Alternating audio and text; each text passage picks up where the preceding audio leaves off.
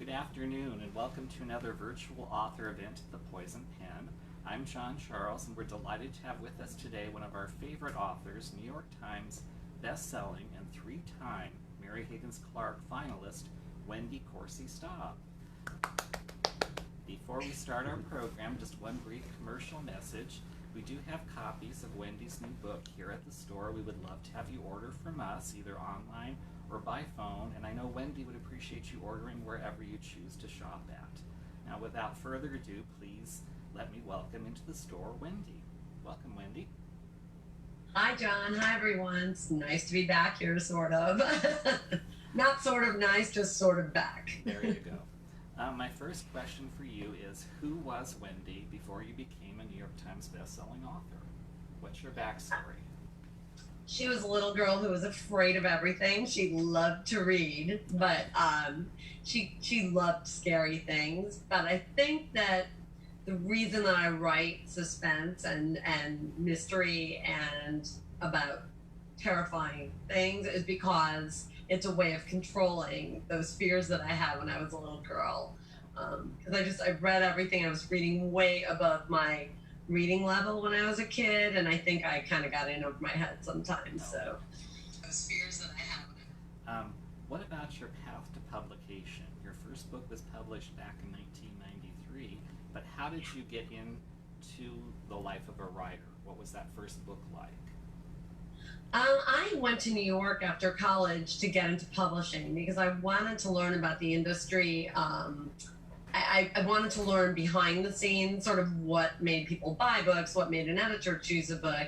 So it was a very conscious decision to move to New York, get into publishing.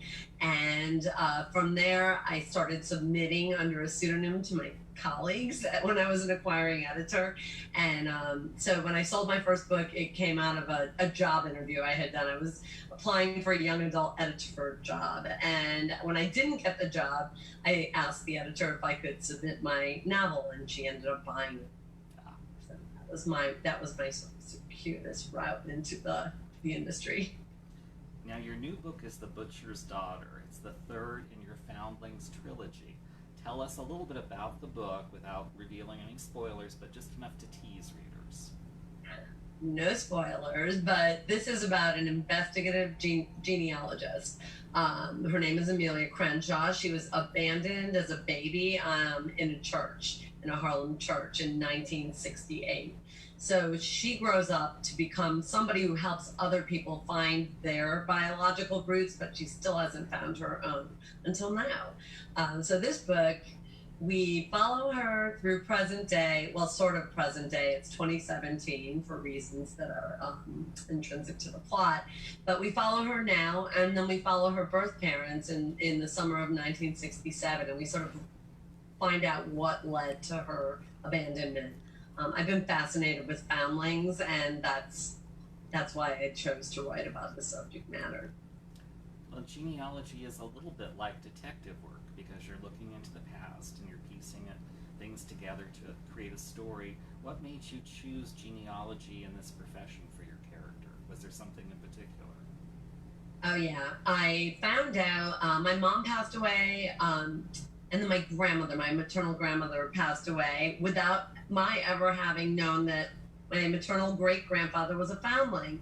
So one of my aunts mentioned that in passing, and I couldn't ask anyone directly who sort of the source, but I went on Ancestry.com and I did the DNA thing, trying to find out who he was. He was abandoned in Sicily in the 1880s, I think, or no, 1860s. So in my effort to find out who he was, I sort of dreamed up this story. I just became engrossed in this research, and you can lose yourself for days, months, which I did on a personal level and then as research. You do use multiple timelines in the books in this series. When you were writing it, how did you keep these storylines straight and all these characters? Did you have a special technique that you used? Did you have to go back and change things? Talk about writing the three books and multiple timelines. Yeah, it was way more complex than I think I set out for it to be because of that. And you can lose yourself, just like the genealogy, you can lose yourself in researching a moment a very small moment that happened that you want to write about and recapture in, say, 1967 on this day. What was the weather like? What were people wearing? That kind of thing was very time consuming. I have files full of clippings and electronic files. And I also would write notes to myself on the manuscript in yellow highlight. So at the end of a lot of scenes, I would say, research this detail, look this up. But it was a very lofty undertaking, and it took a lot longer than I thought. And I ended up cutting about 50,000 words almost, I think, from this book by the time we were done, because you want to put in all this fascinating stuff, but at the end of the day, it's suspense and it has to move quickly. So, fascinating stuff. One of the themes of many of your books is family and home, and what happens when something comes in to threaten that. Can you talk a little bit about how that applies to your latest book and just to your work as a writer in general? What that does? Oh, yeah. Yeah, I started writing psychological suspense when I became a mother. That was the moment, I think, when I was holding that little baby in my arms for the first time. He's 25 now, but when they handed him to me, my firstborn, I remember thinking, I would die for him. I would kill for him. And realizing that an ordinary person could go there, maybe want to write about ordinary people who are put into extraordinary circumstances. So the world felt perilous. There's nothing scarier to me than when you're doing something you should be doing on any given day, and suddenly you cross paths with danger. You're where you should be, where you're safe, and suddenly you're not safe anymore. So I've been writing about that for many, many years now. That's my theme. You've written both standalone novels and connected books. As a writer, are there advantages to one over the other? How do you decide for this particular story it works by itself or it needs more? Talk about that process a bit. Well, in this particular, in the Foundlings trilogy, because The Butcher's Daughter is third in a trilogy, it rounds out the story. I knew that we had to see Amelia grow. I knew we were going to meet her when she was 19.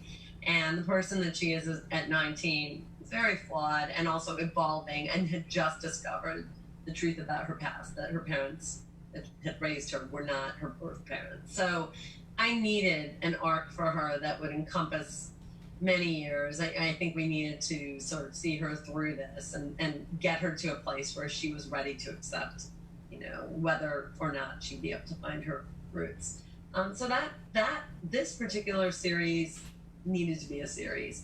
I'm writing one now. It's coming next summer from Morrow, and this is a standalone. It's a very contained story. It's nice for me to sort of not have to look back at something that I wrote 3 years ago to get it right. But on the other hand, I kind of liked dwelling in the world that I built for a long time. It feels like you moved someplace and you're there and you know these people so well.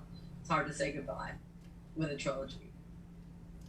There's been a lot of talk recently about authors and their brand.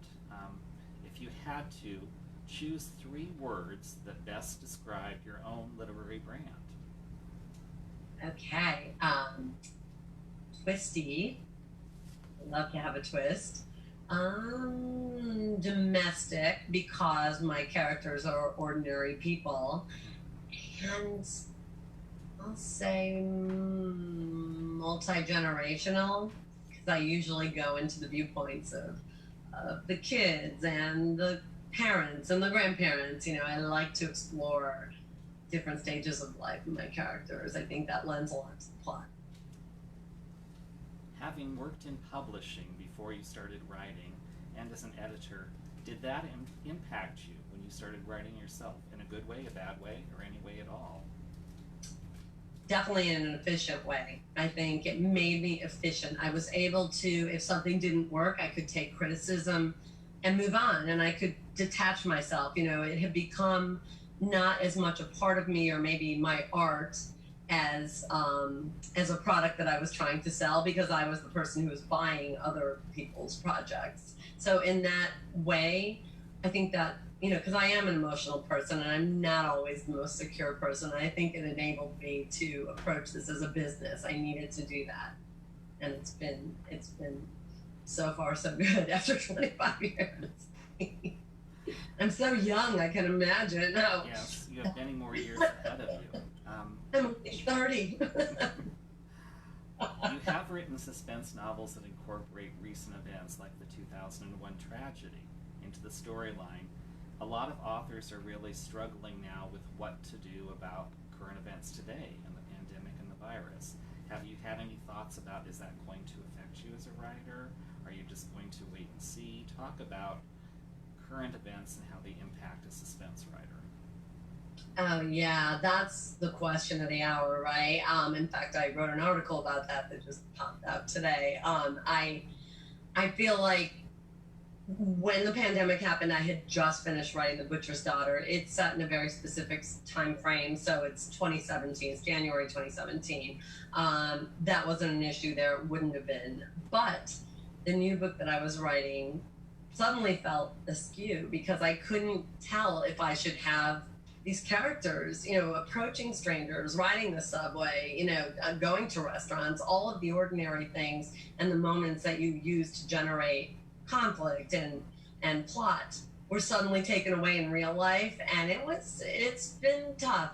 I decided not to use it in this new book because we don't know where we're going, right? We don't know where we'll be a year from now when the book comes out or 5 years from now, somebody plucks it from the shelf. So I've opted not to.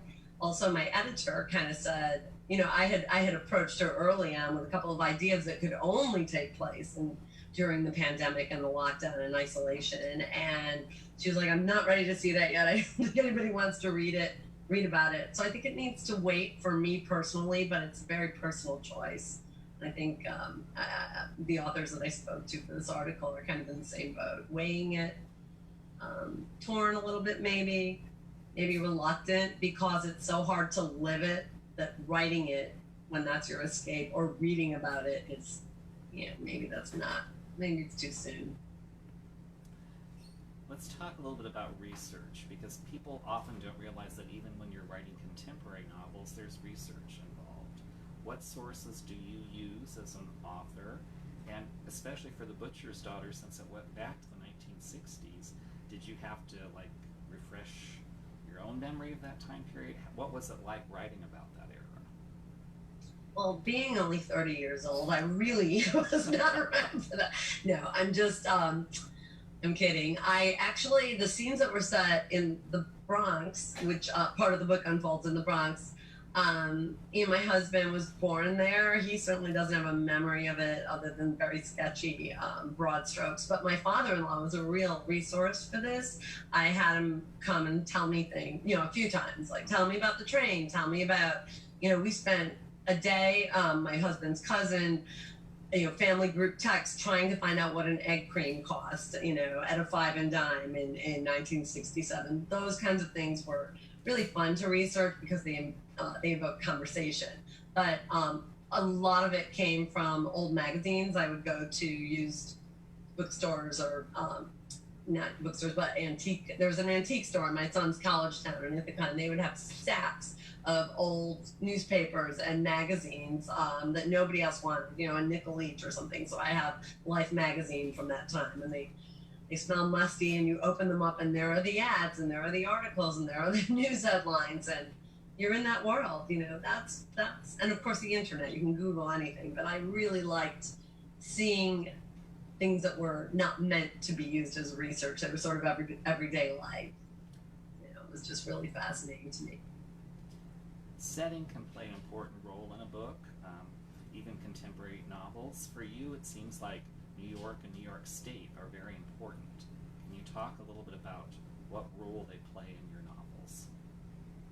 Yeah, I was born in Western New York, just south of Buffalo, the Snow Belt, right on the shores of Lake Erie. So I grew up there, and when I turned 21 and got out of college, I moved to New York City, and I've lived in the New York suburbs ever since, pretty much. We moved a few times, but so those are my homes. And in this particular trilogy, Central New York State plays a role. It goes to Ithaca. My younger son just graduated from Ithaca College, and sort of graduated virtually. But when we first got there 4 years ago, moved him in, I just loved it as the setting for for this book. She needed to meet a Cornell professor who was doing pioneering work in genealogy. So Ithaca and Central New York became another setting. And I've set books all over the place. I've done a 50-state book tour, so I've been everywhere. But I keep coming back to my roots in New York, and also in this book to the Deep South, Amelia Island specifically, and a little fictional island I based on Cumberland Island, because the Gala culture plays a role in this, and I needed to use that. We would be there now, usually about a week every August, for many, many years in that area, and it spoke to me. Savannah, just that whole Spanish moss draped in the trees, and I just love that. So, for those that might not be familiar, can you explain a little bit about the Gala and what that culture is? Yeah, they go back to in this particular island, they were freed slaves many years ago, and they stayed. And I toured St. Helena Island with a Gullah woman whose ancestors had been freed slaves, and she took my son and I around to the old plantation house and the Gullah homes. Many people still live there, and it's this very interesting sort of, I wouldn't say insular, it's a very they maintain their traditions and their culture to this day. And it's fascinating. The language, the food, the superstitions, just the rituals, all of it spoke to me, and I wanted to use it in this book. So yeah, I don't want to give any spoilers, but those things come to life, especially in The Butcher's Daughter. There's a character who is a Gullah. She's an older woman, Marceline LeBlanc, and she's sort of a composite of people I met when I was down there researching. Knowing what you know now as a writer over the years, the many books you've written, what do you wish you knew when you were first starting out? What have you learned that you think would be beneficial, especially to new writers? A couple of things. The key, I think, is the book is never going to be done. Stop reading it once it's gone. That's not to say that you shouldn't revise, but there's nothing more frustrating for me. Like now, I'll listen to my books on audio, say. So as I'm listening, I'm editing, and I can no longer edit. I'll hear little things that I should have done differently or could have done better, and so I think that it stands true for any author. You are constantly editing yourself. There has to come a point when your book is ready to be seen or not, so give it a shot. That's one piece. And the other is that you can never sit back and say, okay, now I've made it. Now the work goes away and the fun begins, and it's just success all the time, and you've made it. So you can just sort of like breathe easily. I've been in this business for, quarter of a century now, right? And I have seen it come and go. I've seen success come and go. I've seen, the industry ebb and flow, and it always comes back. It's always here. But my career demands hard work. And the day you start phoning it in is the day I think that you start to spiral. So I really try to work hard and stay fresh and stay relevant and challenge myself, because that's what readers deserve, and that's what they expect and want. So I try to deliver. Well, you said something that I thought was very interesting. You said writing never gets easier. I think many aspiring writers think by your 5th book, by your 10th book, by whatever number, somehow the process becomes that much easier, but you would tend to disagree. Talk about that. Yeah, I think in some ways craft is, it's okay, so I'm a swimmer, not a professional swimmer, but I swim laps, right? So when I haven't swum in a while, or when I was first building up to what I do now, those muscles had to be exercised. So certainly I would liken craft to that. There are certain things that you build up, and you learn how to create dialogue, and you learn how to maintain suspense. Those things, yes, those are things that you can sort of do second nature. But searching for a word, for instance, did I ever write this before? Why does this seem so familiar? Trying to keep it fresh. Did I use this character name in every book I ever wrote? This secondary character. Those things get harder. And also just the stakes are higher. You know, you can't be stale. You can't do what you did again. You got to do it in a different way. So that's always the challenge, right? Do the same thing, but do it in a completely different way. So that gets harder and harder with every book because it's not fresh for you. You have to find a way to make it that way. You're very good at scaring me as a reader with your books. What is the scariest book you've ever read? Probably, oh God, I couldn't finish it. You know, something like The Exorcist, anything about the devil scares the crap out of me. I can't watch those movies and I can't read those books. I read Helter Skelter. I reread Helter Skelter. I first read it when I was probably in 5th grade, and I do remember that because in this trilogy, there's a killer who's loosely based on Charles Manson. It's the Brooklyn Butcher. And so I reread Helter Skelter, and I had a really hard time with it now, you know, from a different perspective. It's real. You know, true crime is really, really scary. I don't know that I've ever read any true crime that didn't make me want to put the book down and back away. So I'm a chicken. I'm still a chicken. I was a chicken when I was 8, and I, you know, just learned how to make a profit off of it, basically. Well, your books are good because they're scary, but they're not graphic, which is why I can read them. But let's talk about other things you may have read that you might want to share with readers that maybe are not scary, but just something that's taken you away from yourself during this time period. During this time period, I'm reading a lot of suspense still. I just started Gillian McMillan's new one. I have an ARC, To Tell the Truth, To Tell You the Truth, or To Tell the Truth. So good. I just dove into that, so I love that. Just read Allison Galen's upcoming The Collective. I read the manuscript. It's so good. She's one of my favorites, and she happens to be a really good friend. But I love anything twisty. Lisa Unger, I just read The Stranger Inside. I finished that 2 days ago on audio. Love that book too. Anyone who can sort of create a world and then turn it upside down and come at me on left field. When I do this for a living, always has my attention, because it's really, when you know how these books are plotted and you know how to look for the clues and somebody manages to blindside you anyway, those are my favorite reads. Love it. When you approach your writing project, do you have a specific process? Are you more free form? Talk about the writing process itself for you as an author.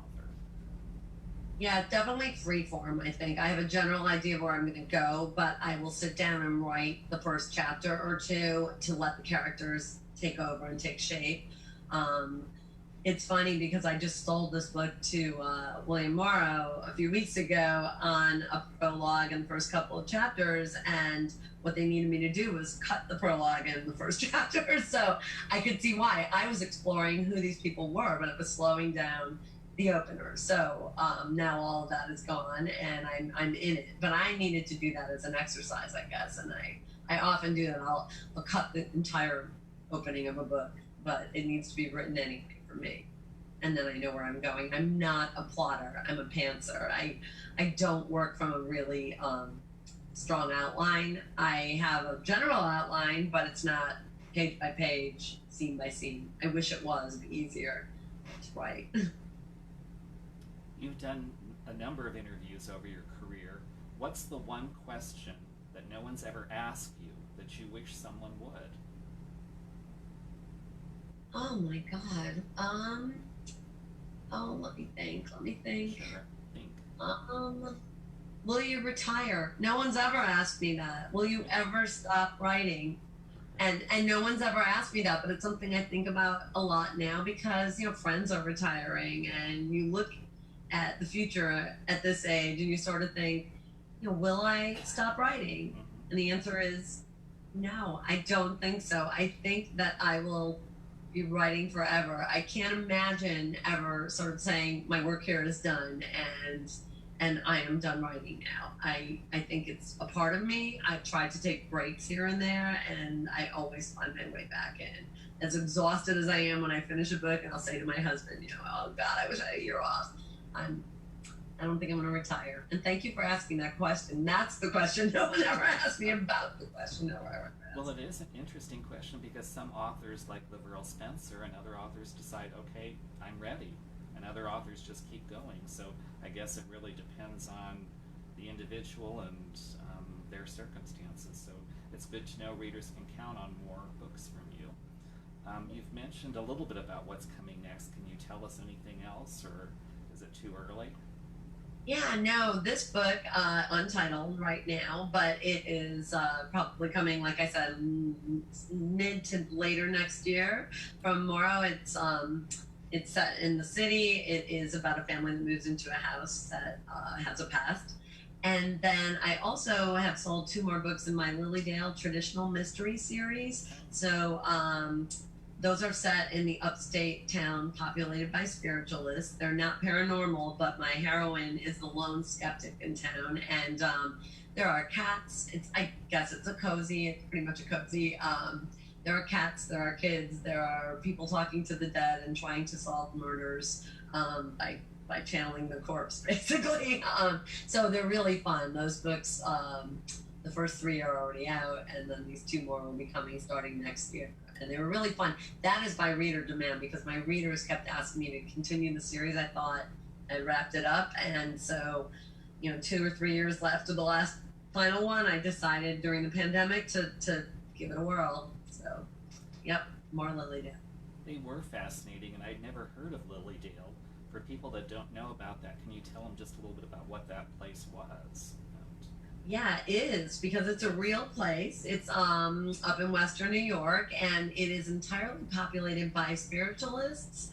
I've always been fascinated by it. I visited as a kid and growing up, and people are wonderful. It's this very atmospheric little town full of Victorian cottages, these sort of ramshackle Victorian cottages on a lake.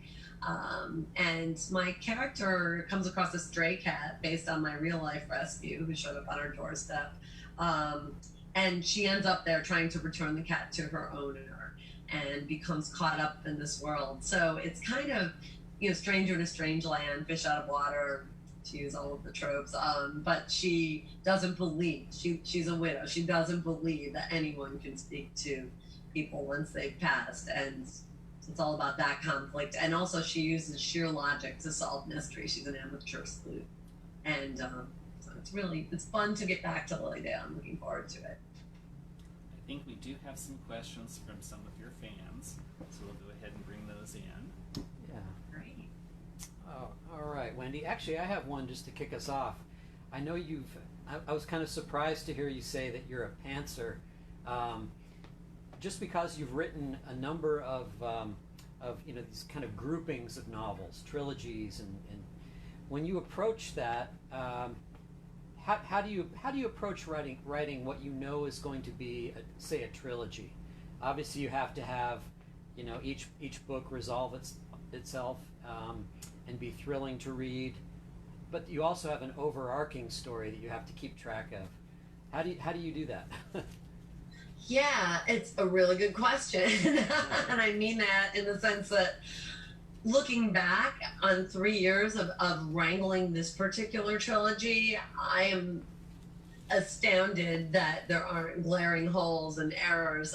Very good copy editor. I had the same one from these last few. I requested her every time because she had a Bible that she used to keep the details straight and her memory. And I didn't have a Bible, but I used a lot of, search the document. Like I always had the earlier books up on my screen.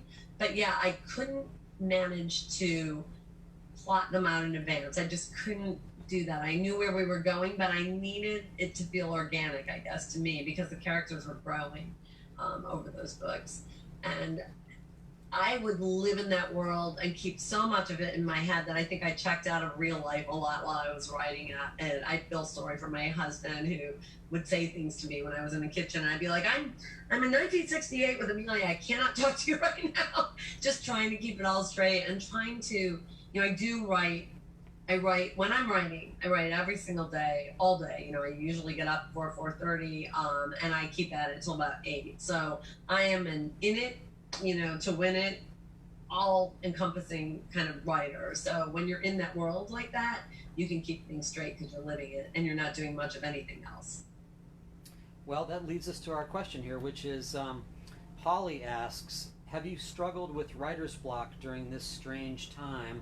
And if so, how do you clear your head and go back to the page? Yeah, I absolutely struggled from early on, especially struggled from writer's block. I think it was emotions that were sort of, we had to pluck my son out of college, my younger son, and bring him home without graduating, those kinds of things. Fear about family members and everybody's health, and just the overwhelming responsibility of feeding people in my house, that alone, because only one person was allowed to go to the supermarket in our area, and that was me. And I felt like suddenly we were pioneers, living this really difficult life, just like everybody else. And there was a lot of camaraderie too, just sort of electronic camaraderie that was, I would say, invasive in a way. Suddenly we were doing family Zoom calls every week, that kind of thing, where it wasn't a social life, but it was just unusual. So yeah, I struggled with it a little bit, and I found that exercising, as always, helps. I was hiking a lot by myself or with my husband, and when I was by myself, I would read suspense and mystery fiction on audio. And when I swim my laps, now I'm back to swimming every day, I read and swim at the same time. And that, for some reason, has enabled me to open the floodgates, whereas before I wouldn't read suspense when I was trying to write it because it would worm its way in. I've learned to detach myself, and I find it inspiring to read a great book. It makes me want to go back to my desk and write the one that I was supposed to be writing. Have you found that you've had to kind of limit the amount, your exposure to the daily news cycle, just for mental health? Yeah, I have had to. At one point, we would get up and watch Morning Joe, and then went running down the day with Rachel Maddow, and I was like, I really look forward to that in so many ways for knowing what was going on. I needed information. But at some point, we'd watch our governor, Mario Cuomo, would speak every day at noon, and we'd watch that. I'd interrupt whatever I was doing. But sometime I'd say over the last month or two, as New York's numbers started to level off, I think that it wasn't that we became complacent. We just sort of couldn't be in it like that anymore. And it became toxic in a way to just like have that clock to punch every day, several times a day. So I've taken a step back. Same thing with social media. I've taken a little bit of a step back because it's very stressful. It's very, and people are suffering, and it's so hard when you feel helpless. You can't help the people you know and love. You can't help the strangers on the news. You need to remove yourself sometimes and just do what you can to stay in your work. Okay. Nicole asks, she says, you're an author of an incredible amount of novels. How do you refill your well of plots and ideas, especially in your crime fiction? Yeah, that's the funny thing. It's never been a problem. Like coming up with the ideas, I see ideas all day long. And, today I could have, come up with 3 book ideas based on, pulling out the old bamboo that I was like hacking away in my yard. Stuff like that inspires me. So coming up with the ideas has never been the problem. It's finding the time to write them down, and also making sure that they haven't been done before, done better, done, aren't being done now. You have to try to stay relevant and fresh. But yeah, I read constantly, fiction, nonfiction. I do watch a lot of television. I will confess, not all of it is lofty or news. I like to binge shows on Netflix, and those things inspire me. Like 2020 or Dateline, shows like that too. There are ideas everywhere. And if you're a curious person, naturally curious, I love people. I love to talk to people. I enjoy Facebook because I am naturally nosy and curious about what you're having for dinner. I will confess. So I enjoy that, and it feeds the well. It makes you wonder who's going to be the first to incorporate Zoom into a thriller plot. Because there are a lot of possibilities there. Murder committed in the background of a Zoom meeting. That's coming. Yes. Absolutely, and I'm sure someone's working on that right now. Yeah, virtual murder, virtual. Yeah, it's changed the way we live our lives, and I think that's why I can't quite bring myself to write about it yet because it hasn't shaken out yet. You know, Exactly. I keep wondering. I don't know. I don't know what tomorrow will be like. So, trying to keep my characters in a world that I understand and that's familiar to me and will be to my readers for now, Right. this year. Okay, Brittany asks, what was your favorite part about writing the Femme Fatale figure in this last installment in the Foundling series? I love Gypsy Cult. She's my villain. Not Colt. But she has evolved too over these 3 books. You know, we met her a few books ago. Her father was a Brooklyn butcher. My favorite part was finding her soft side and her vulnerable side in this trilogy, because in this book in the trilogy, The Butcher's Daughter, because she was a kid when this earlier part of the story unfolded, and I got to see why she became who she became, what happened with her father, what her family dynamic was like. In order to write that villain and that horrible person, you have to find something that you can identify with, I think, as an author, or at least I do. So for me, this is the book where I was able to find out who she was and find some empathy for her. Maybe not sympathy, but empathy. All right, Holly has another really good question, and she says, are there any topics or ideas for crime fiction novels that you haven't experimented with yet that you would like to explore in the future? And also, kind of as a corollary to that, is there anything you won't touch? Is there a particular subject that's just you're not going to touch that? Yeah. I don't go graphic really. I hardly ever have graphic crime in my books. It's more psychological, and it happens off screen. You know, I try to stay away from anything graphic, language, you know, sex, anything like that. I think that for my personal style, my writing style, I started out writing YA, and my YA readers follow me into the adult mystery world, and so that was my roots, and that's what I feel comfortable with. So they're not graphic. I wouldn't do a graphic blow by blow, you know, depiction. I have done some more graphic scenes, but I wouldn't do. There are certain things with children that I wouldn't do. Yeah, there's a lot of really graphic crime that I would not explore. And like I said, you know, anything like Satan, the devil, like anything like that bothers me. Maybe because I grew up in a Catholic household. I don't know. I'm afraid of that kind of thing. It really bothers me, you know. So I've never written about it. I probably won't. What about, I kind of eclipsed Holly's question, but are there things that you have always wanted to explore in your work that you just haven't gotten around to yet? Yeah, I love historical fiction. You know, I love writing historical crime, and I've done it a few times now. My last trilogy, Monday's Landing for Harper, that went back and forth in time, you know, to the 1700s and to the 1800s. It was based on a town where there was an unsolved true crime, and I kind of based it on Fall River and Lizzie Borden crime. I loved that. You know, I was a Lizzie Borden buff growing up, and in fact, the book I'm writing now, the young girl, is she loves to read about Lizzie Borden too. So there are certain true crimes from the past, or like the Donner Party. I did a lot of research and reading about that, and I don't know where the mystery and suspense comes in. I think I have an idea, but I'd love to write about it. I immersed myself in that a few summers ago when I was writing the first book in this trilogy, or the last book in the last trilogy, I guess. So yeah, that's, you know, anything historical, I love it. I think we're pretty much close to the end of our time. I'd like to thank Wendy for joining us this afternoon. Please be sure to check out her new book, The Butcher's Daughter, Wendy Corsi Staub, and thank you for joining the Poison Pen. All right. Thank you so much. Can't wait to be back in the Poison Pen in real life. Actually, Wendy, one last question. Do you have any TV or film projects coming up?